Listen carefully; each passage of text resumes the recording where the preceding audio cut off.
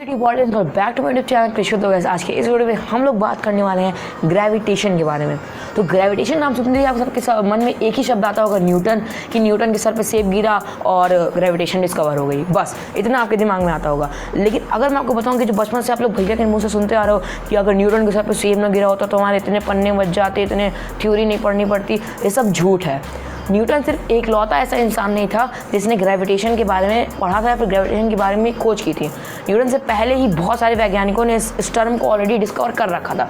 यहाँ तक कि मैं आपको एक फैक्ट बताऊँ तो गुरुत्वाकर्षण वर्ड, जो आज के समय में हम लोग ग्रेविटेशन का हिंदी मतलब यूज़ करते हैं, वो वर्ड तो आर्यभट्ट ने अपनी कितनी पुरानी किताब आर्यभट्टिया में लिख दिया था, उस वर्ड का प्रयोग कर दिया था। सोचिए ग्रेविटेशन कितना पुराना कॉन्सेप्ट है जिसको न्यूटन ने सिर्फ एक फॉर्मुलेट किया और एक उसकी एक फाइनाइट थ्योरी दी जिससे हम लोग आज यूज़ करते हैं, ग्रेविटेशन चैप्टर के अंदर पढ़ते हैं। सो ये वीडियो होने वाला है ग्रेविटेशन के ऊपर, एंड तक देखिएगा, आपके सारे कॉन्सेप्ट्स क्लियर होने वाले हैं। So we start the video now. सबसे हम बात कर लेते हैं कि ग्रेविटेशन होता क्या है। तो आपका चैप्टर स्टार्ट होता है ग्रेविटेशन के बारे में कुछ एक्सप्लेन करते हुए कि आपने कितने फिनोमेना देखे होंगे कि सेब का गिरना सबसे फेमस फिनोमेना माना जाता है, लेकिन इससे भी बहुत सारे फिनोमेना हमारे डेली लाइफ में होते रहते हैं इस तरह के, और हम लोग उससे ऑब्जर्व कर सकते हैं कि ग्रेविटी हमारे प्रेजेंट है हमारे एटमॉस्फेयर के अंदर। कुछ भी चीज़ आप फेंकोगे वो नीचे गिरेगी। मैं सब एक्सप्लेन करने में ज़्यादा टाइम नहीं वेस्ट करूँगा क्योंकि आप लोग जानते ही हो कि कोई भी चीज़ आप फेंकते हो तो वो नीचे गिरती है ड्यू टू ग्रेविटेशनल फोर्स। तो ये होती है ग्रेविटेशन। इसी आपके चैप्टर की स्टार्टिंग होती है। उसके बाद आता है आपका क्या नाम है, केपलर के लॉस। तो आप लोग, मैंने आपको बताई वीडियो की स्टार्टिंग में कि जो न्यूटन इकलौता ऐसा इंसान था जिसने ग्रेविटेशन की खोज की थी या फिर ग्रेविटेशन के बारे में कुछ बताया था। न्यूटन से पहले भी कई सारे ऐसे साइंटिस्ट थे जिन्होंने ग्रेविटेशन के बारे में काफ़ी सारी चीज़ों को फॉर्मुलेट किया था और काफ़ी सारी चीज़ों के बारे में बात की थी। उनमें से एक थे जोहानस केपलर, जिन्होंने ये बताया था कि जिनकी 3 रूल्स, जिनके आज भी जो प्लैनेट के मोशन की जो फेनोमेना है उसको गवर्न करते हैं, उनको बोला जाता है 3 loss of Kepler. Johannes Kepler बहुत ही फेमस साइंटिस्ट थे। उनके 3 लॉस को बहुत ज़्यादा इंपॉर्टेंस दी जाती है फिजिक्स के अंदर। वो 3 लॉस अपनी बुक से पढ़ सकते हो या फिर आप स्क्रीन पे भी देख सकते हो। 3 लॉस के बारे में लिखा हुआ है। वो ज़्यादा इंपॉर्टेंट टर्म नहीं है आपके इस चैप्टर में, तो इसलिए उसको बस स्किप करता हूँ। सो नेक्स्ट चीज़ आपके आती है यूनिवर्सल लॉ ऑफ ग्रेविटेशन, या फिर उसके पहले आती है सेंट्रीपेटल फोर्स। सेंट्रीपेटल फोर्स बहुत ही ईजी कॉन्सेप्ट, पता नहीं लोग इसको इतना लंबा क्यों खींचते हैं। कोई भी फोर्स जिससे आप कोई भी ऑब्जेक्ट पे सेंटर से जो फोर्स लगाई जाए वो सेंट्रीपेटल फोर्स होती है।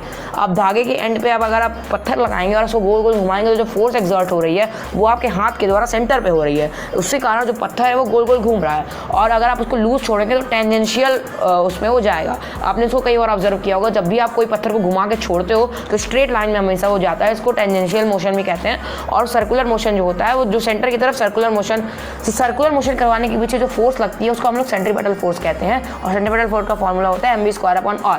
इसका इतना आप अगर दिमाग को अपने याद रख लेंगे तो आपको सेंट्रीपेटल फोर्स का कॉन्सेप्ट क्लियर हो जाएगा। उसके बाद आता है आपका यूनिवर्सल ऑफ ग्रेविटेशन। और सेंट्रीपेटल फोर्स से ही हम लोग ये भी डिस्कवर कर पाए थे कि जो डिस्टेंस होता है जो ऑब्जेक्ट का, उसका स्क्वायर इन्वर्सली प्रोपोर्शनल होता है फोर्स के, मतलब ग्रेविटेशनल फोर्स के। तो यही यूनिवर्सल ऑफ ग्रेविटेशन का भी टर्म है। आप देख ही पा रहे हो स्क्रीन पर यूनिवर्सल ऑफ ग्रेविटेशन लिखा हुआ है। और इसको मैं एक्सप्लेन करूँ तो यूनिवर्सल लॉ ऑफ ग्रेविटेशन ये होता है वो कि ग्रेविटेशन की जो फोर्स है वो जो डिस्टेंस है उसके इन्वर्सली प्रोपोर्शनल है मेन डिस्टेंस के, और एक और होता है जो आप स्क्रीन पे देख ही पा रहे हो।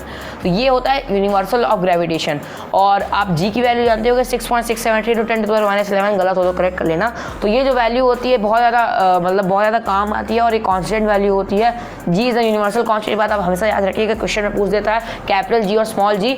तो स्मॉल जी होती है एक्सेलरेशन ड्यू टू ग्रेविटी, और ये वेरी करती है। जैसे जैसे आप ब्रह्मांड में आप ऊपर होते जाएंगे वैसे वैसे जी की वैल्यू डिक्रीज होती जाएगी, और जैसे जैसे अर्थ के सेंटर की तरफ अंदर जाते जाएंगे वैसे वैसे जी की वैल्यू बढ़ती जाएगी। तो ये एक छोटा सा कॉन्सेप्ट है। पोल्स पे जो जी की वैल्यू होती है ज़्यादा होती है, इक्वेटर पे कम होती है। या फिर मैंने उल्टा बोल दिया, आप चेक कर लेना।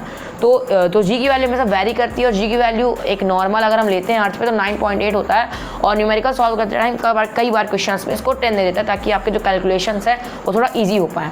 और तो जी जो होती है एक्सेलरेशन ड्यू टू ग्रेविटी होती है। ग्रेविटी के कारण जो एक्सेलरेशन उत्पन्न होती है उसे जी कहते हैं, क्योंकि जो ग्रेविटी के कारण जो एक्सेलरेशन है इसको निकालना थोड़ा मुश्किल था, इसलिए एक ऐसा वो कर दिया गया, एक ऐसा यूनिट चूज़ कर ली गई जी, जिसको आप जितने भी मोशन के 3 फॉर्मूलेज आपके जो होते हैं, 3 फॉर्मूलाज ऑफ मोशन, v² और v = u+at, यहाँ पे अगर आप एक्सेलरेशन को g से रिप्लेस कर दो तो भी ये सारे फॉर्मूलाज वर्क करते हैं ग्रेविटी के कॉन्सेप्ट में भी।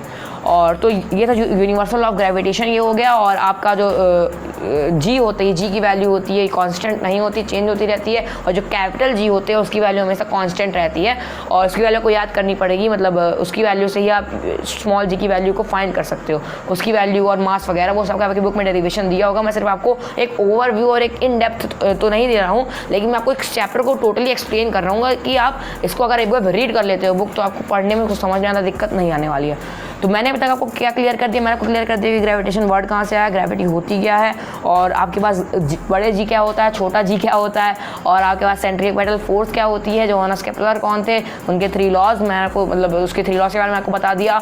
और उसके बाद अब बात कर लेते हैं हम लोग एक और बहुत इंपॉर्टेंट चीज़ इस चैप्टर में दी हुई है, वो होती है मास और वेट के बीच का डिफरेंस।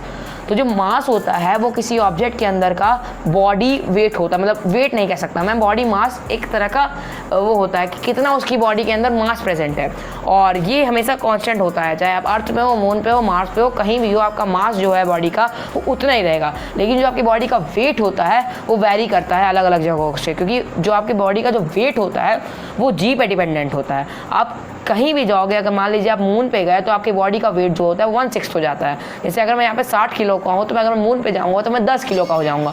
ये वहाँ पे ये थोड़ी सी इंटरेस्टिंग चीज़ है। और कई लोग, अगर आप किसी से भी देखे होंगे कि अगर कोई वेट पूछेगा आपसे तो वो आपको हमेशा केजी में बताएगा, लेकिन वेट की यूनिट केजी नहीं होती, वेट की यूनिट होती है न्यूटन। और ये बात बहुत ज़्यादा कन्फ्यूजिंग होती है, क्योंकि वेट ही हम लोग नॉर्मल जो हम लोग नापते हैं उसको हम लोग वेट ही बोलते हैं, लेकिन हम लोग मतलब लेकिन उसकी जो यूनिट होती है वो न्यूटन होती है। वेट अगर हम किसी को बता रहे हैं तो उसमें न्यूटन लगाना चाहिए, ना कि केजी। और वेट जो होता है वो क्या होता है, वेट होता है कि आपको अर्थ अपनी ग्रेविटी की वजह से कितना खींच रही है, मतलब कितना आपके ऊपर फोर्स लगा रही है, वो वेट होता है, उसको वेट कहते हैं। The force applied by the earth on your body is weight. और जो मास होता है वो आपकी बॉडी के अंदर कितना मास है। कोई बोला का वजन ज़्यादा, बोलना कि धरती माता मुझसे ज़्यादा प्यार करती हैं इसलिए मुझे ज़्यादा तेज़ी से खींच रही हैं, तो यही होता है वेट की। वेट आप ग्रेविटी, आपको अर्थ की ग्रेविटी कितना अपनी तरफ खींच रही है, यही वेट होता है। तो वेट और मास में आपको डिफरेंस समझ में आ गया। मास होता है आपकी बॉडी के अंदर कितनी वैल्यू है, कितना आपकी मतलब बॉडी के अंदर केजी है, मतलब कितना आपकी बॉडी के अंदर वो है रियल वेट है, मतलब रियल, अब मैं वेट बार बार यूज़ कर रहा हूँ, रियल मास है।